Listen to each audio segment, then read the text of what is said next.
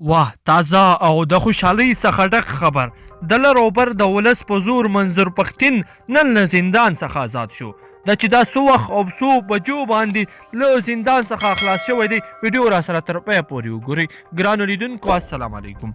څو شېبې وړاندې د پښتون ژغورنې غورځنګ مشر منظور پښتين د دایره اسماعیل خان سیمې له زندان څخه آزاد کړی شو. د منظور پښتين د خوشي کېدلو تایید په ټویټر کې د دې غورځنګ غړي ثنا اعجاز او پر فیسبوک د غورځنګ بل مخکښ مشر محسن داوړ وکړ او وی منله چې هغه څو شېبې وړاندې له زندان څخه آزاد کړی شو. محکمې وروسته له ډیرو څېړنو او وخت په ټولو مقدمو کې د پښتون ژغورنې غورځنګ د مشر منظور پښتين ضمانتونه ومنل او هغه یې نن ورځ آزاد کړ. د پښتون ژغورنې غورځنګ ډیر شمیر مرستیالان او ولس په ډیره اسماعیل خان سیمه کې د منظور پښتين هرکالي ته ورغلي وو او د هغه پر خوشي کېدلو یې خوښي وکړله.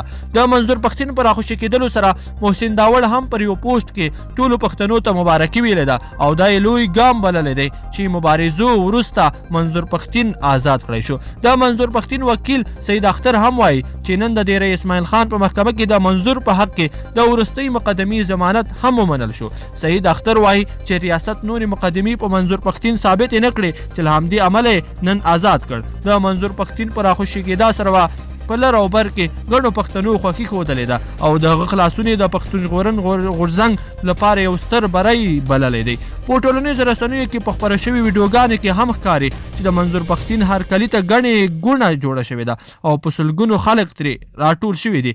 منظور پښتين له نن څخه 28 ورځې وړاندې په پېښور کې د پاکستاني پوځ له لوري په دې تور ونیول شو چې ګواکې د ریاست آئین پوځ خلاف څرګندونې کړې وي. ګرانو لیدونکو په دې هیله چې دغه خوشحالۍ څخه ډک خبر و مو را سره تر پایه پورې کتلی وي. که چېرې مو دغه ویډیو خوښه شوي نو ویډیو د سره حتما لایک کړئ او زموږ چینل هم سبسکرایب کړئ. تر بلې ویډیو پورې ښه وخت.